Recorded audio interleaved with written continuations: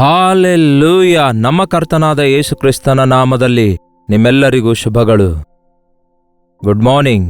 ಎಚ್ಚರಗೊಂಡಿದ್ದೀರಾ? ಬನ್ನಿ ಚಿಕ್ಕ ಪ್ರಾರ್ಥನೆ ಮಾಡೋಣ. ಪರಿಶುದ್ಧ ದೇವರೇ, ನಿಮಗೆ ವಂದನೆಗಳು. ಮತ್ತೊಂದು ದಿನ ಕೊಟ್ಟಿದ್ದೀರಿ. ನಿಮ್ಮೊಂದಿಗೆ ಈ ದಿನ ಪ್ರಾರಂಭಿಸುವುದಕ್ಕಾಗಿ ನಿಮ್ಮ ಸನ್ನಿಧಿಯಲ್ಲಿ ಪ್ರಾರ್ಥನೆಯೊಂದಿಗೆ ಈ ದಿನವಿಡೀ ನಾವು ಬದುಕಬೇಕೆಂದು ಆಶಿಸುತ್ತಿದ್ದೇವೆ. ದೊಡ್ಡ ದೇವರೇ, ಆಶೀರ್ವದಿಸಿರಿ ಎಂದು ಕ್ರಿಸ್ತನ ನಾಮದಲ್ಲಿ ಬೇಡುತ್ತೇವೆ ತಂದೆಯೇ, ಆಮೇನ್. ದೇವರಿಗೆ ಸ್ತೋತ್ರ. ಪ್ರತಿದಿನ ಅನುದಿನದ ಧ್ಯಾನ ನೀವು ವೀಕ್ಷಿಸುತ್ತಾ ಇದ್ದೀರಾ? ಎಷ್ಟು ಜನ ವೀಕ್ಷಿಸ್ತಾ ಇದ್ದೀರಿ? ಮನೆಯಲ್ಲಿದ್ದವರೆಲ್ಲರೂ ವೀಕ್ಷಿಸ್ತಾ ಇದ್ದೀರಾ? ಹೋಗ್ಲಿ, ಎಲ್ಲರೂ ಒಂದೇ ಸಾರಿ ಇಲ್ಲದಿದ್ದರೂ ಎಲ್ಲರೂ ತಮ್ಮ ಮೊಬೈಲಲ್ಲಿ ನೋಡಬಹುದು. ಈಗ ಟಿವಿ ಪ್ರೋಗ್ರಾಮಿನ ಹಾಗೆ ಅದೇ ಟೈಮಿಗೆ ಎಲ್ಲರೂ ಒಟ್ಟಿಗೆ ಕೂತ್ಕೊಂಡು ನೋಡುವ ಅಗತ್ಯವಿಲ್ಲ.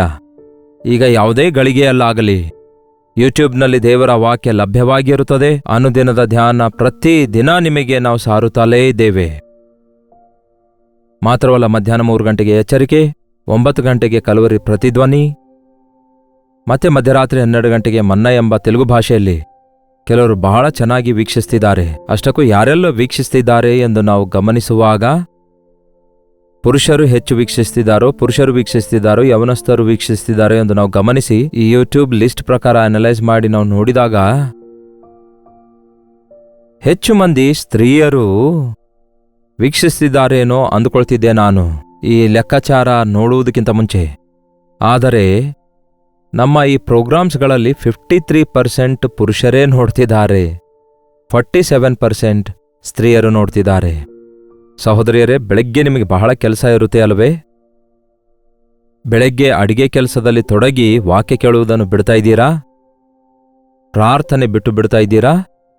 ನೋಡಿ ಪ್ರಿಯರೇ, ಕ್ರಿಸ್ತನಲ್ಲಿ ಪುರುಷ ಎಂಬುದಾಗಿ ಸ್ತ್ರೀ ಎಂಬುದಾಗಿ ಭೇದವಿಲ್ಲ. ವೃದ್ಧರಿಗೂ ದೇವರ ವಾಕ್ಯ ಬೇಕು, ಮಕ್ಕಳಿಗೂ ದೇವರ ವಾಕ್ಯ ಬೇಕು, ಪುರುಷರಿಗೂ ಬೇಕು, ಸ್ತ್ರೀಯರಿಗೂ ಬೇಕು. ಯೇಸು ಕ್ರಿಸ್ತನು ಎಲ್ಲರಿಗೂ ದೇವರಾಗಿದ್ದಾರೆ. ಆತನು ಪುರುಷರ ದೇವರಲ್ಲ, ಸ್ತ್ರೀಯರ ದೇವರೂ ಅಲ್ಲ. ನಮ್ಮ ದೇಶದಲ್ಲಿ ಕೆಲವರಿಗೆ ಪುರುಷರ ದೇವರುಗಳಿದ್ದಾರೆ, ಸ್ತ್ರೀಯರ ದೇವರುಗಳೂ ಇದ್ದಾರೆ. ಆದರೆ ಯೇಸು ಕ್ರಿಸ್ತನು ಎಲ್ಲರನ್ನೂ ಅರಿತವರಾಗಿದ್ದಾರೆ, ಎಲ್ಲರಿಗೂ ಸಹಾಯ ಮಾಡುವ ಆತನಾಗಿದ್ದಾರೆ, ಎಲ್ಲರನ್ನು ಪ್ರೀತಿಸುವವರಾಗಿದ್ದಾರೆ, ಎಲ್ಲರಿಗಾಗಿ ಪ್ರಾರ್ಥಿಸುವವರಾಗಿದ್ದಾರೆ. ಆತನನ್ನು ಅಂಗೀಕರಿಸಿದವರಿಗೆ ಆತನು ತನ್ನ ಮಗನೂ ಮಗಳೂ ಆಗುವ ಅಧಿಕಾರ ಕೊಡುತ್ತಾನೆ ಎಂಬುದಾಗಿ ಕೂಡ ಬೈಬಲ್ನಲ್ಲಿದೆ. ಮಾತ್ರವಲ್ಲ, ಸ್ತ್ರೀಯರು ಬಹಳ ಪ್ರಾಮುಖ್ಯವಾದವರಾಗಿದ್ದಾರೆ. ಸ್ತ್ರೀಯರ ಭಕ್ತಿ ಆಚಾರವಾಗಿರೋದಾದರೆ ಪ್ರಯೋಜನವಿಲ್ಲ, ಮೂಢನಂಬಿಕೆಗಳೊಂದಿಗಿರೋದಾದರೆ ಪ್ರಯೋಜನವಿಲ್ಲ. ನೀವೇನಾದರೂ ನಿಜವಾಗ್ಲೂ ಪ್ರಾರ್ಥನೆ ಮಾಡುವುದಾದರೆ, ಒಬ್ಬ ಮನೆ ಒಡತಿ ಕುಟುಂಬಕ್ಕಾಗಿ ಪ್ರಾರ್ಥಿಸುವ ಸ್ತ್ರೀಯಾಗಿರೋದಾದರೆ ಆ ಕುಟುಂಬಕ್ಕೆ ದೊಡ್ಡ ಆಶೀರ್ವಾದ. ಸೊಲೊಮೋನನು ಬಹಳ ದೊಡ್ಡ ಜ್ಞಾನಿಯಾಗಿದ್ದ. ಆದರೆ ತನ್ನ ಅನುಭವ ಜ್ಞಾನದೊಂದಿಗೆ ಸ್ತ್ರೀಯರ ಕುರಿತಾಗಿ ಬರೆಯುತ್ತಾನೆ. ಯಾಕೆಂದರೆ ಅವನಿಗೆ 700 ಜನ ಸ್ತ್ರೀಯರು ಹೆಂಡತಿಯರಾಗಿದ್ರು, 300 ಜನ ಸ್ತ್ರೀಯರನ್ನು ಉಪಪತ್ನಿಯರನ್ನಾಗಿಟ್ಕೊಂಡಿದ್ದ. 1000 ಜನ ಸ್ತ್ರೀಯರೊಂದಿಗೆ ಅವನು ಇದ್ದುಕೊಂಡು ಗಮನಿಸಿ ನೋಡಿದ್ದೇನೆಂದರೆ ಅವರೊಳಗೆ ಬಹಳ ಸುಂದರವಾದವರು, ಹಾಗೆಯೇ ಅವರೊಳಗೆ ಎಲ್ಲಾ ವಿಷಯಗಳಲ್ಲಿ ಚೆನ್ನಾಗಿ ಪ್ರಾವೀಣ್ಯತೆಯುಳ್ಳಂಥವರು, ರೂಪಶೀಲರು, ಸುಂದರವಾಗಿರುವವರು ಇರುತ್ತಾರೇನೋ. ಆದರೆ ಸೊಲೊಮೋನನು ಬರೆದದ್ದೇನೆಂದರೆ, ಜಗಳಗಂಟಿಯೊಂದಿಗೆ ವಾಸ ಮಾಡುವುದಕ್ಕಿಂತ ಅರಣ್ಯವಾಸಿಯಾಗಿರೋದೇ ಮೇಲು ಅನ್ನುತ್ತಾನೆ. ಕಾಡಿಸುವವಳೊಂದಿಗೆ ಸಂಸಾರ ಮಾಡುವುದಕ್ಕಿಂತ ಮಾಳಿಗೆಯ ಮೇಲೆ ಹೋಗಿ ಒಂದು ಮೂಲೆಯಲ್ಲಿ ಕೂತ್ಕೊಳ್ಳೋದೇ ಮೇಲು. ಜಗಳಗಂಟಿಯಾಗಿರುವ ಹೆಂಡತಿ ಕುಟುಂಬವನ್ನು ತನ್ನ ಕೈಯಾರೆ ಕೆಡವಿ ಹಾಕಿಕೊಳ್ತಾಳೆ. ಗುಣವತಿಯಾದ ಸತಿ ದೊರಕುವುದು ಅಪರೂಪ. ಅದು ಮುತ್ತು ರತ್ನಗಳಿಗಿಂತಲೂ ಶ್ರೇಷ್ಠವಾಗಿದೆ. ಜ್ಞಾನೋಕ್ತಿಗಳನ್ನು ನೀವೆಲ್ಲರೂ ಓದಿರಿ, ಪುರುಷರು ಕೂಡ ಓದಿರಿ. ದಿನಕ್ಕೆ 1 ಅಧ್ಯಾಯದಂತೆ ಓದುವುದಾದರೆ 31 ದಿನಗಳಲ್ಲಿ, ಅಂದರೆ ತಿಂಗಳಿಗೊಂದು ಸಾರಿ ಜ್ಞಾನೋಕ್ತಿ ಓದಿ ಮುಗಿಸಬಹುದು. ಪ್ರತಿದಿನ ಓದುವುದಾದರೆ, ಅಂದರೆ ಪ್ರತಿದಿನ ಬೇರೆ ಯಾವುದೇ ಪುಸ್ತಕ ಬೈಬಲಲ್ಲಿ ಓದಿದ್ರೂ ಕೂಡ ಅದರೊಂದಿಗೆ ನಾವು ಊಟ ಮಾಡುವಾಗ ನಂಚಿಕೊಳ್ಳುವುದಕ್ಕಾಗಿ ಪಕ್ಕದಲ್ಲಿ ಏನಾದರೂ ಪಿಕ್ಕಲ್ ಅಂತ ಇಡ್ತೇವಲ್ಲವೇ, ಹಾಗೆಯೇ ಜ್ಞಾನೋಕ್ತಿಗಳು ಬಹಳ ರುಚಿಕರವಾಗಿರ್ತವೆ. ಉಪ್ಪುಪ್ಪಾಗಿ, ಖಾರಖಾರವಾಗಿ, ಸಿಹಿಯಾಗಿರ್ತವೆ. ಪ್ರತಿದಿನ ಜ್ಞಾನೋಕ್ತಿಗಳನ್ನು ಓದುವಾಗ ಎಷ್ಟೋ ಬುದ್ಧಿಮಾತುಗಳನ್ನು ಕಲಿತು ಜ್ಞಾಪಕದಲ್ಲಿಟ್ಕೊಳ್ಳಬಹುದು. ವರ್ಷದಲ್ಲಿ 12 ಸಾರಿ ಓದಿ ಮುಗಿಸಬಹುದು. ಜ್ಞಾನೋಕ್ತಿಗಳು 14ನೇ ಅಧ್ಯಾಯ 1ನೇ ವಚನ ಹೇಳುತ್ತದೆ, ಜ್ಞಾನವಂತೆಯು ತನ್ನ ಮನೆಯನ್ನು ಕಟ್ಟಿಕೊಳ್ಳುವಳು, ಜ್ಞಾನಹೀನಳು ಅದನ್ನು ಸ್ವಂತ ಕೈಯಿಂದ ಮುರಿದು ಬಿಡುವಳು. ಕೊನೆಯದಾಗಿ ಸೊಲೊಮೋನನು ಒಂದು ಮಾತು ಹೇಳಿ ಮುಗಿಸುತ್ತಾನೆ. ಅದೇನೆಂದರೆ, ಜ್ಞಾನವಂತೆಯು ತನ್ನ ಮನೆಯನ್ನು ಕಟ್ಟಿಕೊಳ್ಳುತ್ತಾಳೆ, ಮೂಢಳು ಅದನ್ನು ಸ್ವಂತ ಕೈಯಿಂದ ಮುರಿದು ಬಿಡುವಳು ಅಂತೆ. ಜ್ಞಾನ ಅನ್ನುವಾಗ ಇಲ್ಲಿ ಆ ಪುಸ್ತಕಗಳನ್ನು ಓದುವುದರಿಂದ ಬರುವಂಥ ಜ್ಞಾನವಲ್ಲ, IAS ಓದುವುದರಿಂದ ಬರುವಂತಹ ಜ್ಞಾನವಲ್ಲ, PhD ಮಾಡುವುದರಿಂದ ಬರುವಂತಹ ಜ್ಞಾನವಲ್ಲ. ಅದಕ್ಕೆ ನಾಲೆಡ್ಜ್ ಅನ್ನುತ್ತಾರೆ. You will be knowing about many things. ಅನೇಕ ವಿಷಯಗಳನ್ನು ಕಲಿತುಕೊಂಡು ಅದರಲ್ಲಿ ಪ್ರವೀಣರಾಗುತ್ತಾರೆ. That is education. ಆದರೆ ಈ ಜ್ಞಾನ ಮೇಲಿನಿಂದ ಇಳಿದು ಬಂದ ಜ್ಞಾನ, ಅದು ಶುದ್ಧವಾದ ಜ್ಞಾನ. ಅದು ಸುಲಭವಾಗಿ ವಿಧೇಯತೆ ತೋರಿಸುತ್ತೆ, ಪವಿತ್ರವಾದದ್ದಾಗಿರುತ್ತೆ. ಅದು ದೇವರು ಕೊಟ್ಟ ಜ್ಞಾನವಾಗಿರುತ್ತೆ. ಯುಕ್ತಿಗಳಿಗೆ ಕೆಲವರು ಜ್ಞಾನ ಅಂದುಕೊಳ್ತಾರೆ. ಕುಯುಕ್ತಿಗಳು ಜ್ಞಾನವಲ್ಲ, ಅವು ತಂತ್ರಗಳು.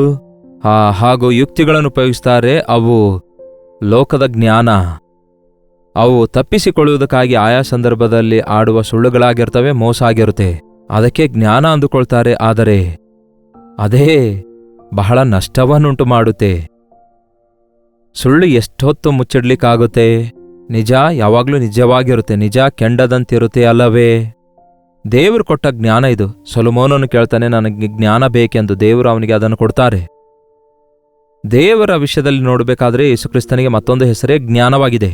ಆತನೇ ಹೇಳಿದ್ದಾರೆ, ನಿಮ್ಮಲ್ಲಿ ಯಾವನಿಗಾದರೂ ಜ್ಞಾನ ಬೇಕಾದರೆ ನನ್ನನ್ನು ಬೇಡಿಕೊಳ್ಳಲಿ, ನಾನು ಧಾರಾಳವಾಗಿ ಕೊಡ್ತೇನೆಂದಿದ್ದಾರೆ. ಪ್ರತಿ ಸ್ತ್ರೀಗೂ ಬೇಕಾದದ್ದು ಕೇವಲ ಅಡಿಗೆ ಮಾಡುವ ಜ್ಞಾನವಲ್ಲ. ಪ್ರತಿ ಸ್ತ್ರೀ ಎಷ್ಟು ಸಂಪಾದಿಸುತ್ತಾಳೆ ಎನ್ನುವುದು ಬೇಕಾಗಿಲ್ಲ, ಎಷ್ಟು ಅಲಂಕರಿಸಿಕೊಳ್ತಾಳೆ ಎನ್ನುವಂಥದ್ದು ಬೇಕಾಗಿಲ್ಲ. ಸ್ತ್ರೀಗೆ ಬೇಕಾದದ್ದು ಜ್ಞಾನ. ವಿವಾಹವಾದ ನಂತರ ಅಂತಹ ವ್ಯಕ್ತಿಗೆ ಬೇಕಾದದ್ದು, ಇರಬೇಕಾದದ್ದು ದೈವಿಕವಾದ ಜ್ಞಾನ. ಜ್ಞಾನವಂತೆಯು ತನ್ನ ಮನೆಯನ್ನು ಕಟ್ಟಿಕೊಳ್ಳುವಳು. ಮದುವೆಯಾದ ನಂತರ ಮನೆ ಕಟ್ಟಿಕೊಳ್ಳುವುದು ಅಂದ್ಕೊಳ್ತೀರಾ? ಮನೆ ಎಂದು ನಾವು ಕರೆಯುವಾಗ ಇಟ್ಟಿಗೆಯಿಂದ ಕಟ್ಟುವುದಕ್ಕೆ ಮನೆ ಅನ್ನುತ್ತೇವೆ. ಆದರೆ ಗೃಹ, ಹೋಮ್, ಅದು ಮನುಷ್ಯರ ಹೃದಯಗಳನ್ನು ಒಟ್ಟಿಗೆ ಜೋಡಿಸಿ ಏಕ ಮನಸ್ಸಿನೊಂದಿಗೆ ಕುಟುಂಬದಲ್ಲಿ ಸಾಮರಸ್ಯವಾಗಿ ಆನಂದಕರವಾಗಿ ಗಂಡ, ಹೆಂಡತಿ, ಮಕ್ಕಳು, ಒಂದು ವೇಳೆ ಹಿರಿಯರು, ತಂದೆ ತಾಯಿಗಳು, ಅತ್ತೆ ಮಾವಂದಿರು ಅವರೊಂದಿಗೆ ಸಂತೋಷದಿಂದ ಸಾಮರಸ್ಯದಿಂದ ಇರುವಂಥದ್ದಾಗಿದೆ. ಭೇದ ಹುಟ್ಟಿಸುವಂಥದ್ದು, ವಿಭಜನೆಗಳನ್ನು ಹುಟ್ಟಿಸುವಂಥದ್ದು, ಒಬ್ಬರನ್ನೊಬ್ಬರು ವಿಮರ್ಶಿಸಿಕೊಂಡು ವಿಭಜನೆ ಉಂಟು ಮಾಡುವಂಥದ್ದು ಆ ಮೂಢಳು ಮಾಡುವ ಕೆಲಸವಾಗಿರುತ್ತೆ. ಜ್ಞಾನವಂತೆಯು ತನ್ನ ಮನೆಯನ್ನು ಕಟ್ಟಿಕೊಳ್ಳುವಳು, ಮೂಢಳು ಅದನ್ನು ಸ್ವಂತ ಕೈಯಿಂದ ಮುರಿದು ಬಿಡುವಳು. ನೋಡಿ ಪ್ರಿಯರೇ, ಜ್ಞಾನವುಳ್ಳಂತಹ ಸ್ತ್ರೀ ಯಾವಾಗಲೂ ತನ್ನ ಜ್ಞಾನದ ನಿಮಿತ್ತ ಆಲೋಚಿಸಿ ಬಾಯಿ ತೆರೆಯುತ್ತಾಳಂತೆ. ಯಾವಾಗ ಏನ್ ಮಾತಾಡಬೇಕೋ ಅಷ್ಟೇ ಮಾತಾಡ್ತಾಳೆ. ಆ ಜ್ಞಾನವಂತೆಯು ಯಾವ ರೀತಿಯಾಗಿರುತ್ತಾಳೆ ಎಂಬುದಾಗಿ 31ನೇ ಅಧ್ಯಾಯ ಬೇಕಾದರೆ ಈ ದಿನ ಪೂರ್ತಿಯಾಗಿ ಓದಿ ನೋಡಿರಿ. ಅದೆಲ್ಲ ನಾವು ಹೇಳಲಿಕ್ಕಾಗಲ್ಲ, ಅನುದಿನದ ಧ್ಯಾನದಲ್ಲಿದ್ದೇವಲ್ಲವೇ? ಒಂದು 14 ಮಿನಿಟ್ಸ್ 15 ಮಿನಿಟ್ಸಲ್ಲಿ ಮುಗಿಸಿಕೊಳ್ತೇವಲ್ಲವೋ? ಇದು ನಿಮಗೆ ದಿನವಿಡೀ ಧ್ಯಾನಿಸಿಕೊಳ್ಳುವುದಕ್ಕಾಗಿ ಬಹಳ ಚೆನ್ನಾಗಿ ಇರುವ ಅಧ್ಯಾಯ. ಜ್ಞಾನವಂತೆಯು ತನ್ನ ಮನೆಯನ್ನು ಕಟ್ಟಿಕೊಳ್ಳುವಳು, ಮೂಢಳು ಅದನ್ನು ಸ್ವಂತ ಕೈಯಿಂದ ತನ್ನ ಮನೆಯನ್ನು ಮುರಿದು ಬಿಡುವಳು. ಜ್ಞಾನವುಳ್ಳಂತಹ ಸ್ತ್ರೀ ಕುಟುಂಬ ಕಟ್ಟಿಕೊಳ್ಳುತ್ತಾಳೆ, ಮಕ್ಕಳನ್ನು ಪ್ರೀತಿಯಿಂದ ಬೆಳೆಸುತ್ತಾಳೆ, ಗಂಡನಿಗೆ ವಿಧೇಯತೆ ತೋರಿಸುತ್ತಲೇ ಜ್ಞಾನೋಪದೇಶವನ್ನು ಮಾಡಿಕೊಳ್ಳುತ್ತಾಳೆ. ಸಾತ್ವಿಕವಾದ ಮನಸ್ಸಿನೊಂದಿಗೆ ಗಂಡನಿಗೆ ಸಹಕರಿಸುತ್ತಾಳೆ.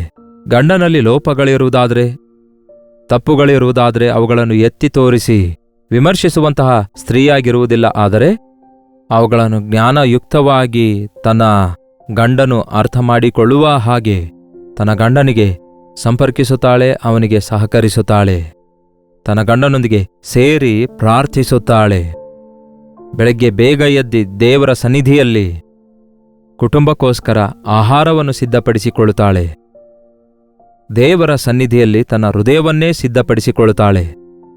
ಮಕ್ಕಳಿಗೆ ದೇವರ ವಾಕ್ಯದ ಉಪದೇಶ ಮಾಡುತ್ತಾಳೆ.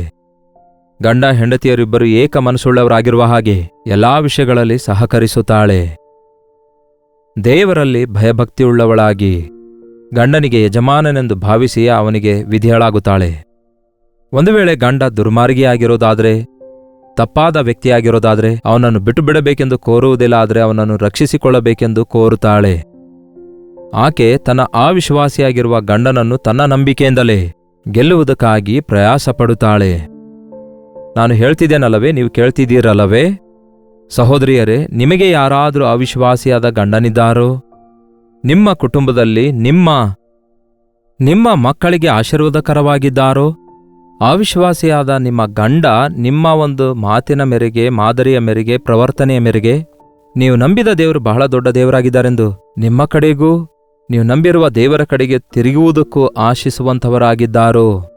ಹೌದು ಪ್ರಿಯರೇ, ಎಷ್ಟೋ ಜನ ಈ ದಿನ ದೇವರ ವಾಕ್ಯಕ್ಕೆ ವಿಧೇಯರಾಗದೇ ಇರುವಂಥವರು, ದೇವರ ವಾಕ್ಯ ಬೇಡ ಅನ್ನುವಂಥವರು, ದೇವರ ಮಾತು ಕೇಳದೇ ಇರುವಂಥವರು, ದೇವರನ್ನು ನಂಬಿದ್ದೇನೆ ಎಂದು ಹೇಳಿಕೊಳ್ಳುವ ಹೆಂಡತಿಯ ನಿಮಿತ್ತವಾಗಿ, ಆಕೆಯ ಮಾತಿನ ನಿಮಿತ್ತವಾಗಿ, ಆಕೆಯ ಪ್ರವರ್ತನೆಯ ನಿಮಿತ್ತವಾಗಿ, ಆಕೆಯಲ್ಲಿರುವ ದೀನತೆ ಹಾಗೂ ಯಥಾರ್ಥತೆಯ ನಿಮಿತ್ತವಾಗಿ, ಮಾತ್ರವಲ್ಲದೆ ಆಕೆಯಲ್ಲಿರುವ ನಂಬಿಗಸ್ತಿಕೆಯ ನಿಮಿತ್ತವಾಗಿ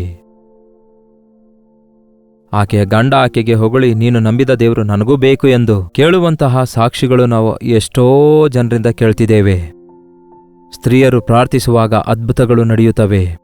ತಾಯಿಯ ಪ್ರಾರ್ಥನೆ ಮಕ್ಕಳನ್ನು ದೊಡ್ಡ ವ್ಯಕ್ತಿಗಳನ್ನಾಗಿ ಮಾಡುತ್ತೆ. ತಾಯಿಯ ಆಶೀರ್ವಾದಗಳು, ತಾಯಿಯ ನಡೆಸುವಿಕೆ, ತಾಯಿಯ ಕಲಿಸುವಿಕೆ ಮಕ್ಕಳಿಗೆ ದೊಡ್ಡ ಕಾರ್ಯಗಳನ್ನು ಕಲಿಸುತ್ತವೆ. ಫಸ್ಟ್ ಟೀಚರ್ ನೀವೇ ಆಗಿರುತ್ತೀರಿ. ಮಾಸ್ಟರ್ ಅವರು ಅವರಿಗೆ ಪಾಠಗಳನ್ನು ಕಲಿಸಬಹುದೇನೋ, ಬೇಕಾದರೆ ಅಲ್ಫಾಬೆಟ್ಸ್ ಹೇಳ್ತಾರೆ, ಲ್ಯಾಂಗ್ವೇಜ್ ಬಗ್ಗೆ ಹೇಳ್ತಾರೆ, ಲೌಕಿಕ ಸಂಗತಿಗಳ ಬಗ್ಗೆ ಹೇಳಿ ಸ್ಟಡಿ ಮಾಡ್ತಾರೇನೋ. ಆದರೆ ಒಂದು ಮಗುವಿನ ಕ್ಯಾರೆಕ್ಟರ್ ಬಿಲ್ಡ್ ಮಾಡುವಂಥದ್ದು, ಆ ಮಗುವಿನ ಪ್ರವರ್ತನೆಯನ್ನು ಚೆನ್ನಾಗಿ ತಿದ್ದಿ ಸರಿಪಡಿಸುವಂಥದ್ದು ತಾಯಿಯೇ. ಹಸುಕೂಸಾಗಿ ಆ ಮಗು ನಿಮ್ಮ ಮಡಿಲಲ್ಲಿರುವಾಗಲೇ ನಿಮ್ಮ ಕೈ ಹಿಡಿದುಕೊಂಡು ನಡೆಯುವವರೆಗೂ ಆ ಮಗು ನಿಮ್ಮಿಂದ ಎಷ್ಟೋ ಪಾಠಗಳನ್ನು ಕಲಿತುಕೊಳ್ಳುತ್ತೆ. ತಾಯಿಯ ಸ್ವರವನ್ನು ಮಗು ತಕ್ಷಣವೇ ಗುರುತಿಸುತ್ತದೆ. ಮೊಟ್ಟ ಮೊದಲ ಸ್ವರ ಮಗು ಗುರುತಿಸುವಂಥದ್ದು ತಾಯಿಯ ಸ್ವರವೇ. ಗರ್ಭದಲ್ಲಿರುವಾಗಲೇ ಅದಕ್ಕೆ what is your mother tongue ಎಂದು ಕೇಳ್ತಾರೆ. ಅದಕ್ಕಾಗಿ ತಾಯಿಯ ಒಂದು ಭಾಷೆ ಕಲಿತುಕೊಳ್ಳುತ್ತೆ, ಹಾಗೂ ತಾಯಿಯ ಸ್ವಭಾವಗಳನ್ನು, ತಾಯಿಯ ಅಭ್ಯಾಸವನ್ನು ಹಾಗೂ ತಾಯಿಯ ಪದ್ಧತಿಗಳನ್ನು ಮಗು ಅನುಸರಿಸುತ್ತಾ ಇರೋದ್ರಿಂದ ಅದಕ್ಕೆ ತಾಯಿ ತನ್ನ ಪ್ರವರ್ತನೆ ಬಹು ಜಾಗರೂಕಳಾಗಿ ನೋಡಿಕೊಳ್ತಾಳೆ. ಜ್ಞಾನವಂತೆಯು ತನ್ನ ಮಕ್ಕಳಿಗೆ ಆಟಂಕವಾಗಿರಲಾರದಂತೆ ಮೊದಲು ತನ್ನ ಪ್ರವರ್ತನೆಯನ್ನು ಸರಿಪಡಿಸಿಕೊಂಡು ತನ್ನ ಮಕ್ಕಳಿಗೂ ಕೂಡ ಕಲಿಸುತ್ತಾಳೆ. ನೀವು ಪ್ರಾರ್ಥಿಸ್ತಿದ್ದೇವೆ ಎಂದು ಹೇಳ್ತಾ ಇದ್ದೀರೇ ಹೊರತು, ನೀವು ಪ್ರಾರ್ಥಿಸ್ತಾ ಇದ್ದೀರಿ ಎಂಬ ಸಂಗತಿ ನಿಮ್ಮ ಸುತ್ತಲಿರುವವರು ನಂಬುತ್ತಾ ಇದ್ದಾರೋ, ಹೇಳ್ತಿದ್ದಾರೋ, ಒಪ್ಪಿಕೊಳ್ತಾ ಇದ್ದಾರೋ? ಪ್ರಾರ್ಥನೆ ನಿಮ್ಮನ್ನು ಮಾರ್ಪಡಿಸುತ್ತದೆ ಹಾಗೂ ನಿಮ್ಮ ಜೀವಿತದಲ್ಲಿ ಪ್ರಾರ್ಥನೆ ಪ್ರತಿಸ್ಪಂದಿಸುತ್ತದೆ, ಇಲ್ಲವೇ ಪ್ರತಿಬಿಂಬಿಸುತ್ತಿದೆ ಎಂದು ಹೇಳಬಲ್ಲಿರಾ? ಪ್ರಾರ್ಥಿಸುವವರು ಎಚ್ಚರವಾಗಿರುತ್ತಾರೆ, ಪ್ರಾರ್ಥಿಸುವವರು ನಂಬಿಕೆಯುಳ್ಳವರಾಗಿರುತ್ತಾರೆ, ಪ್ರಾರ್ಥಿಸುವವರು ಪ್ರೀತಿಯುಳ್ಳವರಾಗಿರುತ್ತಾರೆ, ಪ್ರಾರ್ಥಿಸುವವರು ಜ್ಞಾನಯುಕ್ತವಾಗಿ ಪ್ರವರ್ತಿಸುತ್ತಾರೆ, ಎಲ್ಲಾ ವಿಷಯಗಳಲ್ಲಿ ಜ್ಞಾನವುಳ್ಳವರಾಗಿರುತ್ತಾರೆ. ಜ್ಞಾನವಂತೆಯು ತನ್ನ ಮನೆಯನ್ನು ಕಟ್ಟಿಕೊಳ್ಳುತ್ತಾಳೆ, ಅಂದರೆ ತನ್ನ ಕುಟುಂಬವನ್ನು ಕಟ್ಟಿಕೊಳ್ಳುತ್ತಾಳೆ, ತನ್ನ ಮಕ್ಕಳನ್ನು ದೇವರ ಭಯದಲ್ಲಿ ಬೆಳೆಸುತ್ತಾಳೆ. ಆದರೆ ಒಂದು ವೇಳೆ ಮೂಢಳಾಗಿರೋದಾದರೆ, ಜಗಳಗಂಟಿಯಾಗಿರೋದಾದರೆ, ಆ ಲೌಕಿಕ ವೇಷ ಭಾಷೆಗಳಿಗೆ ಅವಕಾಶ ಕೊಟ್ಟು, ಅಲಂಕಾರಕ್ಕೆ ಅವಕಾಶ ಕೊಟ್ಟು, ದುಡ್ಡಿಗೆ ಅವಕಾಶ ಕೊಟ್ಟು, ಆಡಂಬರಕ್ಕೆ ಅವಕಾಶ ಕೊಟ್ಟು, ಒಂಥರ ಸೋಮರಿಯಾದ ಸ್ತ್ರೀಯಾಗಿರುವುದಾದರೆ, ಜಗಳವಾಡುವಂತಹ ಸ್ತ್ರೀಯಾಗಿರುವುದಾದರೆ, ಅಯ್ಯೋ ಅಂತಹ ಮನೆಗೆ ಎಷ್ಟೋ ಕೇಡು. ಅಂತಹ ಕುಟುಂಬ ಕುಸಿದು ಬೀಳುತ್ತೆ, ಆ ಗಂಡ ಬೇಸತ್ತು ಹೋಗ್ತಾನೆ, ಆ ಕುಟುಂಬ ಮುರಿದು ಹೋಗ್ತದೆ. ಅಂತಹ ಕುಟುಂಬದಲ್ಲಿ ಹುಟ್ಟಿರುವ ಮಕ್ಕಳು ಎಷ್ಟೋ ಅವರು ದುಃಖದಿಂದಲೂ ವೇದನೆಯಿಂದಲೂ ತುಂಬಿಕೊಂಡವರಾಗಿ ದಾರಿ ತೋರಿಸುವವರಿಲ್ಲದೆ ಚೆದರಿ ಹೋಗ್ತಾರೆ. ತಾಯಂದಿರೇ, ನಿಮ್ಮ ಮಕ್ಕಳನ್ನು ಕ್ರಿಸ್ತನಿಗಾಗಿ ಸಂಪಾದಿಸಿಕೊಳ್ಳಿರಿ. ಸಹೋದರಿ, ನಿಮ್ಮ ಕುಟುಂಬವನ್ನು ಕ್ರಿಸ್ತನಿಗೋಸ್ಕರ ಕಟ್ಟಿಕೊಳ್ಳಿರಿ. ನಿಮ್ಮ ಗಂಡನೊಂದಿಗೆ ಐಕ್ಯವಾಗಿರಿ. ನಿಮ್ಮ ಗಂಡನ ರಕ್ಷಣೆಗಾಗಿ ಪ್ರಾರ್ಥಿಸಿರಿ. ನಿಮ್ಮ ಗಂಡನ ವಿಷಯದಲ್ಲಿ ತಾಳ್ಮೆಯುಳ್ಳವರಾಗಿರಿ. ದೇವರ ಪಾದಗಳನ್ನು ಹಿಡಿದುಕೊಳ್ಳುವುದಾದರೆ ದೇವರು ಅದ್ಭುತ ಕಾರ್ಯಗಳನ್ನು ಮಾಡ್ತಾರೆ. ನಾಬಾಲನು ಎಂಬ ಒಬ್ಬ ಮೂರ್ಖನಿದ್ದನು. ಅವನ ಹೆಂಡತಿಯಾದ ಅಬಿಗೈಲಳು ಸುಂದರಿಯೂ ಸುಬುದ್ಧಿಯುಳ್ಳವಳಾಗಿದ್ದಳು. ಆದರೆ ಆಕೆ ಗಂಡ ಒಬ್ಬ ಮೂರ್ಖನೂ, ಕುಡುಕನೂ ಹಾಗೂ ದುಷ್ಟನೂ ಆಗಿದ್ದ. ಅವನು ಸಾಯಬೇಕೆಂದು ಕೋರಿಕೊಳ್ಳಲಿಲ್ಲ, ಆದರೆ ಅವನಿಗಾಗಿ ದೇವರ ಪಾದಗಳನ್ನು ಹಿಡಿದುಕೊಳ್ಳುವಂತೆ, ನನ್ನ ಈ ಗಂಡನ ದೋಷ ನನ್ನ ದೋಷವೆಂದು ಪರಿಗಣಿಸಿ ಈ ನನ್ನ ಗಂಡನನ್ನು ಸಾಯಿಸಬೇಡ ದೇವರೇ ಎಂದು ಬೇಡಿಕೊಳ್ತಾಳೆ. ಹೌದು, ಗಂಡ ಹೆಂಡತಿಯರು ಒಬ್ಬರೇ ಅಲ್ಲವೋ? ಗಂಡನ ಆಸ್ತಿಯ ಮೇಲೆ ಹೆಂಡತಿಗೆ ಹಕ್ಕಿರುತ್ತದಲ್ಲವೋ? ಹೆಂಡತಿ ನಿಮಗೆ ಸ್ವಂತವಾಗುತ್ತಾಳಲ್ಲವೋ? ಹಾಗಾಗಿ ಗಂಡನ ದುಷ್ಟತ್ವದಲ್ಲಿ ಹೆಂಡತಿಯರಾಗಿ ನೀವು ಪಾಲ್ಗಾರರಾಗದೆ, ಗಂಡನ ಪಾಪಗಳ ವಿಷಯದಲ್ಲಿಯೂ ಕೂಡ ನೀವು ಜವಾಬ್ದಾರಿಯುತರಾಗಿ ಪಶ್ಚಾತ್ತಾಪಪಟ್ಟು ಕ್ಷಮಾಪಣೆ ಕೋರಿಕೊಳ್ಳದೇ ಇದ್ದರೆ ಪ್ರಯೋಜನವೇನು? ದೇವರೇ, ನನ್ನ ಕುಟುಂಬ ಕಟ್ಟಿಕೊಳ್ಳುವ ಜ್ಞಾನ ನನಗೆ ದಯಪಾಲಿಸಿರಿ ಎಂದು. ಸಹೋದರಿಯರೇ, ನೀವು ಯಾವ ಸ್ಥಳದಿಂದ ವೀಕ್ಷಿಸುತ್ತಾ ಇದ್ದೀರೋ, ಈ ದಿನ ಅದೇನೋ ಭಾರವಾಗಿ ಪ್ರತ್ಯೇಕವಾಗಿ ಸ್ತ್ರೀಯರಿಗೋಸ್ಕರ ಪ್ರಾರ್ಥಿಸುತ್ತಿರುವಾಗ ದೇವರು ಕೊಟ್ಟಿರುವ ಈ ಸಂದೇಶ ಒದಗಿಸುತ್ತಿದ್ದೇನೆ. ನೀವು ಕೂಡ ಪ್ರಾರ್ಥಿಸಿರಿ. ನಿಮ್ಮ ಪ್ರಾರ್ಥನೆ ಮನವಿಗಳನ್ನು, ನೀವಿರುವ ಸ್ಥಿತಿಯನ್ನು, ಪರಿಸ್ಥಿತಿಯನ್ನು 8939731313 ನಂಬರ್ಗೆ, ಇಲ್ಲವೇ ಇತರ ದೇಶದಿಂದ ವೀಕ್ಷಿಸುವುದಾದರೆ ಇದೇ ನಂಬರ್ಗೆ ಒಂದು ಟೆಕ್ಸ್ಟ್ ಆಗಲಿ, ವಾಯ್ಸ್ ಮೆಸೇಜ್ ಆಗಲಿ, ವಾಟ್ಸಪ್ ಮೆಸೇಜ್ ಕಳಿಸಿಕೊಡಿರಿ. ನಿಮಗೋಸ್ಕರ ಪ್ರಾರ್ಥಿಸೋಣ. ನಿಮ್ಮ ಕುಟುಂಬ ಈಗಾಗಲೇ ಚದರಿ ಹೋಗಿರೋದಾದರೆ ನಿಮ್ಮ ಪ್ರಾರ್ಥನೆ ನಿಮ್ಮ ಕುಟುಂಬವನ್ನು ಕಟ್ಟುತ್ತೆ. ನಿಮಗಾಗಿ ನಾವು ಕೂಡ ಪ್ರಾರ್ಥಿಸ್ತೇವೆ. ಚಿಕ್ಕ ಪ್ರಾರ್ಥನೆ. ಪರಿಶುದ್ಧ ದೇವರೇ, ನಿಮಗೆ ವಂದನೆಗಳು. ಕುಟುಂಬಗಳು ಒಡೆದು ಹೋಗ್ತಿವೆ ದೇವರೇ. ಸೈತಾನನು ಕುಟುಂಬ ವ್ಯವಸ್ಥೆಯ ಮೇಲೆ ತಂದೆಯೇ ಪರಮಾಧಿಕಾರ ಚಲಾಯಿಸುತ್ತಾ ಗಂಡ ಹೆಂಡತಿಯರ ಮಧ್ಯದಲ್ಲಿ ಭಿನ್ನಾಭಿಪ್ರಾಯ ಉಂಟು ಮಾಡುತ್ತಾ ಕುಟುಂಬವನ್ನು ಚದುರಿಸಿ ಬಿಡುವುದಕ್ಕಾಗಿ, ಕುಟುಂಬವನ್ನು ಕೆಡವಿ ಹಾಕುವುದಕ್ಕಾಗಿ ವಿಚ್ಛೇದನ ಅಂತ ಹೇಳಿ ಬೇರ್ಪಡಿಸುವಂತಹ ಸೈತಾನನ ಎಲ್ಲಾ ಪ್ರಯತ್ನಗಳನ್ನು ನಜರೇತಿನ ಯೇಸು ಕ್ರಿಸ್ತನ ನಾಮದಲ್ಲಿ ಬಂಧಿಸುತ್ತೇವೆ.